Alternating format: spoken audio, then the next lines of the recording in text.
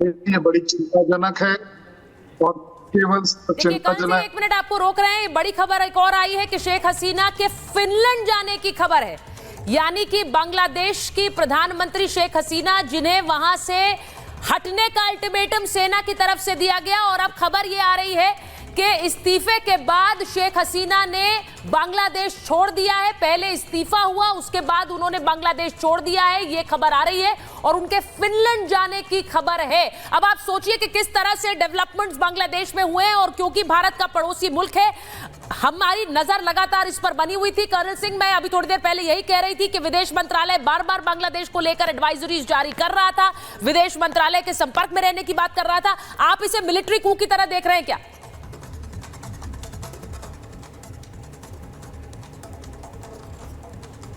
100% ये एक मिलिट्री कूप की तरह इंडिकेशन है। आवाज आपकी ठीक से आ नहीं रही है, आपके पास वापस आएंगे कर्नल अभी सिंह। दिन पहले ही है, चौथी बार लिया है। बोलिए। तो ये तो कोई बात नहीं हुई कि कोई वो फोर्स कर अपने आप आई हो। ज्यादा बड़ी बात यह है कि जिस तरीके से उन्हें 45 मिनट दिए गए हैं, ये एक डिक्टेटरशिप की पहली स्टेप होती है। दूसरा, उनको किसी से मिलने की इजाजत ना देते हुए हेलीकॉप्टर से सेफ जगह ले जाया गया है, जिससे वो किसी और पॉलिटिकल एजेंडा के ऊपर काम ना कर पाए। तीसरी बात, उनके लिए जो जहाज तैयार रखा गया है जो उनको बाहर ले जाएगा, ये तीनों चीजों को अगर आप जोड़ें तो मुझे नहीं लगता कि आर्मी किसी भी मूड में है कि वो कोई और पॉलिटिकल ऑल्टरनेटिव को देखें। अब उनके पास एक बड़ा अच्छा एक्सक्यूज भी होगा कि देश की स्टेबिलिटी के लिए आर्मी ने ये टेक ओवर किया है। आई एम वेरी श्योर कि जिस तरीके से आर्मी बिहेव कर रही है, जिस तरीके की उनकी रेपुटेशन भी है, ये अपने आप में एक कूप की तरफ जाता जरूर नजर आता है। आप कह रहे हैं कि कू की तरह जाता नजर आ रहा है, लेकिन कर्नल सिंह, जिस तरह की परिस्थितियां रही बांग्लादेश में पिछले कुछ दिनों में, आरक्षण को लेकर, आरक्षण के खिलाफ जिस तरह की एक हमने सड़कों पर देखा, लोग उतर आए, किस तरह की हिंसा हुई है, उसके बाद शेख हसीना का जाना, ये बहुत से लोग, बहुत से जानकार मान रहे हैं कर्नल सिंह कि ये एक बड़ा प्री मेडिटेटिव था, यानी कि इसकी एक तैयारी की गई और इसके पीछे बहुत सी अंतर्राष्ट्रीय भी ताकतें हैं। ये एक डिक्लेयर्ड स्टेटमेंट थी बांग्लादेश गवर्नमेंट की कि उन्होंने देखा है और वो इन्वेस्टिगेट कर रहे हैं कि इसमें पाकिस्तान के लोगों का क्या रोल है, पाकिस्तान के जो मिसक्रिएंट्स हैं, टेररिस्ट हैं, वो इसको किस तरह से भड़का रहे हैं, किस तरीके से सपोर्ट कर रहे हैं। अपने आप में ये भी देखना बहुत जरूरी है कि ये वही आर्मी है बांग्लादेश की जो पिछले इतने दिनों तक अपनी कंट्री को बॉयल पर रहने दी, उसको एक बॉइलिंग पॉइंट पर मेंटेन किया। इसका मतलब यही है कि यस, एक कहीं ना कहीं प्री मेडिटेशन का एक डायरेक्ट सिग्नल है, क्योंकि अगर आर्मी चाहती तो ये इसको शुरुआत में भी कंट्रोल कर पाती। ऐसा नहीं था कि उनके पास ये काबिलियत नहीं है, बट उन्होंने इसे होने दिया है। मुझे लगता है कि आर्मी चीफ जो है वो एम्बिशियस रहे होंगे, क्योंकि उन्होंने देखा होगा कि इस समय इनका कोई और ऑल्टरनेटिव भी नहीं है जो एकदम से आ जाए, क्योंकि शेख हसीना एक थंपिंग मेजोरिटी के साथ वापस आई है। सो अपने आप में जैसे ही वो हटती हैं और जिस तरीके का बॉयल अप, जिस तरीके का प्रॉब्लम इस समय बांग्लादेश में चल रहा है, आर्मी के पास एक बहुत अच्छा जस्टिफाइड एक्सक्यूज होगा, एक ह्यूमैनिटेरियन एक्सक्यूज होगा कि हम अपने कंट्री को स्टेबल करने के लिए फौज को मजबूरन इसको टेक ओवर करना पड़ा।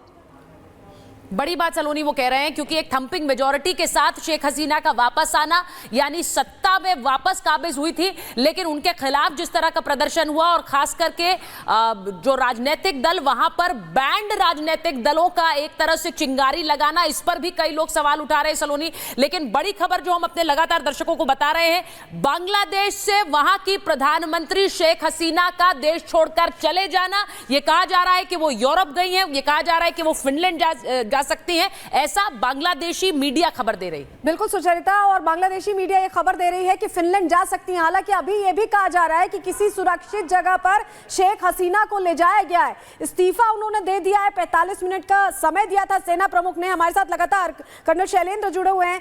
शैलेंद्र सर, जिस तरह के अभी हालात हैं, अंतरिम सरकार तो बन जाएगी सेना की, लेकिन आगे का रास्ता कैसे तय होगा? क्योंकि बहुत अभी अनरेस्ट देखा जा रहा है, एक अनस्टेबल माहौल हो गया। जैसे पाकिस्तान में हालात थे वैसे ही यहाँ पर दिखाई दे रहे हैं। देखिए, जैसे ही अब आर्मी टेक ओवर करेगी, आप देखेंगे कि वो इस रिजर्वेशन को कैंसिल करेंगे सो दैट वो आर्मी पॉपुलरिस्टिक हो जाए, एक पॉलिटिकल स्टंट हो जाए। वो जरूर ऐसा दिखावा करेगी आर्मी वहां की कि हम एक पॉलिटिकल सॉल्यूशन की तरफ बढ़ रहे हैं, बढ़ना चाहते हैं, देश में स्टेबिलिटी लाना चाहते हैं। इसलिए उस माहौल को बनाने के लिए या तो वो एक पपेट गवर्नमेंट रखेंगे या वो अपने आप खुद उस सिचुएशन को कंट्रोल करेंगे। ये ट्रेंड पाकिस्तान और बांग्लादेश का कोई नया नहीं है, ये एक बहुत ट्रेंड है इनका, हमेशा इसी तरह की दी जाती है। बट आप देखेंगे कि सबसे पहला जो रिस्पॉन्सिबिलिटी होगी, और मेरा एप्रिसिएशन है कि वो सबसे पहले इस रिजर्वेशन को स्टॉप करेंगे, जिससे कि पब्लिक कूल डाउन हो जाए।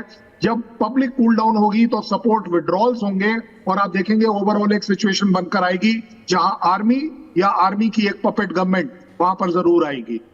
देखिए, हमने लगातार बांग्लादेश में जो कुछ हो रहा है उसकी तस्वीर दिखाई और यह भी बताया था कि जुलाई 19 को सबसे ज्यादा मरने वालों की संख्या रिपोर्ट की गई थी, जो तकरीबन 67 थी। लेकिन कल यानी रविवार को जो क्लैशेस हुए हैं, जो हिंसा हुई है, उसमें तकरीबन 100 लोगों की कल जान चली गई। अब उसके बाद आक्रोश और बढ़ा है। बांग्लादेश में जो हो रहा है उसे आपको समझना होगा। आक्रोश वहां पर बढ़ा है। एक, जिस तरह से आरक्षण के खिलाफ लोग सड़कों पर उतरे हैं, ये आरक्षण किसे दिया गया, जिसको लेकर इतना बवाल हुआ, इसे लेकर भी रिपब्लिक भारत लगातार आपको खबर देता रहा है। लेकिन सबसे बड़ी बात कर्नल सिंह यही है कि क्या ये आरक्षण के खिलाफ, क्योंकि इस देश ने आरक्षण के खिलाफ पहले भी प्रदर्शन देखे, लेकिन जिस तरह से ये हिंसा भड़की है और जिस तरह से शेख हसीना को एक तरह से सत्ता से हटाने की जो साजिश की बात लगातार की जा रही है अंतर्राष्ट्रीय समुदाय में भी, क्या वो एक बड़ी खबर, बड़ा दांव है बांग्लादेश में जो कुछ हो रहा है अभी उस वक्त? देखिए, सबसे बड़ी बात यह है कि अगर आप क्रोनोलॉजी ऑफ इवेंट्स देखें, चौथी बार अपना जीतती हैं, उनके ऊपर यह भी चार्जेस ऑपोजिशन के हैं कि ऑपोजिशन को काम नहीं करने दिया, उनको ही नहीं दिया, एक तरीके का उनका दमन किया गया। वहां से स्टार्ट हुई कि जब सबसे बड़ी इन्होंने एक नई डिक्लेरेशन रिजर्वेशन पॉलिसी के लिए फ्रीडम फाइटर्स और वेटरन्स के लिए करी, तो वहां एक मौका मिल गया ऑपोजिशन को कि इस बात को भड़काया जा सके, क्योंकि बांग्लादेश में अनएम्प्लॉयमेंट चरम सीमा पर है। एक बहुत बड़ी जो यंगस्टर लॉट है वो इसको प्रोटेस्ट कर रहा है क्योंकि उनको जॉब्स नहीं मिल रही हैं, और रिजर्वेशन को लेते ही ये जो चिंगारी थी वो एकदम से इसको के मेरे हिसाब से फ्यूल अप किया गया होगा बांग्लादेश की ऑपोजिशन पार्टीज ने, और maybe to some extent अगर जिस तरह से पाकिस्तान का वहां नाम लिया जा रहा है, उनके खिलाफ इन्वेस्टिगेशन करी जा रही है।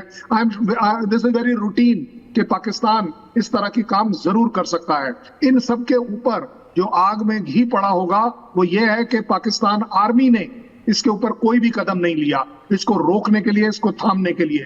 क्यों? क्योंकि कहीं ना कहीं उनकी भी एम्बिशन जग गई कि यस, इस समय एक वो सिचुएशन बनती जा रही है जहां आर्मी चीफ अपना पर्सनल एजेंडा और army as such overall agenda को सक्सेसफुली कंडक्ट कर सकती है। वरना मैं आपको बता दूं, एक आर्मी का फर्ज ये होता है कि अपने प्राइम मिनिस्टर को प्रोटेक्शन दे, उसको नोटिस नहीं दे, और अगर नोटिस भी दे, आज का दे, शाम का दे, घंटे का दे, 45 मिनट ऐसे बन गए जैसे कि पत्थर पे लकीर, और उन्होंने उसको कर दिखाया। ये जो हेलीकॉप्टर जो रखा गया होगा प्राइम मिनिस्टर के घर के साथ, वो इसीलिए रखा गया होगा, जो एयरक्राफ्ट एयरपोर्ट पे रखा होगा वो इसीलिए है। ऐसा लगता है क्या कि शेख हसीना यहाँ चूक गई? जब बातचीत की कोशिश हुई और बातचीत करने से छात्रों ने इनकार कर दिया, उन्होंने कहा कि सड़कों पर ही फैसला होगा, यहाँ चूकी हैं। क्या वैसी ही गलती हुई है जैसे 1971 में या